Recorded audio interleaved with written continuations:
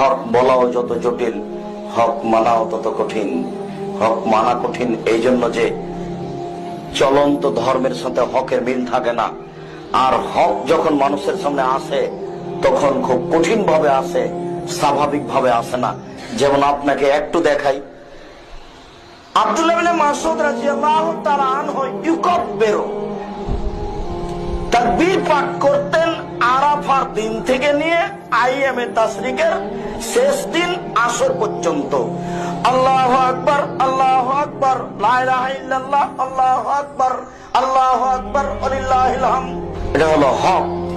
আল্লাহু আকবার কবীরা, আলহামদুলিল্লাহি কাসীরা, সুবহানাল্লাহি বুকরাতাও ওয়া আসীলা। এই তাকবীর কিয়ামত পর্যন্ত প্রমাণ হবে না। কিয়ামত পর্যন্ত সময় থাকলো আর আমি আমার মরা পর্যন্ত সময় দিলাম। যদি প্রমাণ হয়ে যায় আল্লাহু আকবার কবীরা, আলহামদুলিল্লাহি কাসীরা, সুবহানাল্লাহি বুকরাতাও ওয়া আসীলা, আমি জাতির সামনে আর কোনোদিন বক্তব্য দিতে আসবো না ইনশাআল্লাহ। এইভাবে তদন্ত করেই কথা বলছি, এই বিষয়ে তদন্তের আর কোনো বাকি নেই। এমন শাফির নাম দিয়ে, মাজমুয়ে ফতোয়ার বরাত দিয়ে ধর্ম যেটা নয় সেটাকে চালানো যায় না। দিন যত যাবে মানুষের বিবেক বুদ্ধি তত কমে যাবে, ধর্মের উপরে মানুষ ভুল পথে চলবে। যেটা ধর্ম নাই সেটাই মানুষের কাছে ধর্ম হবে।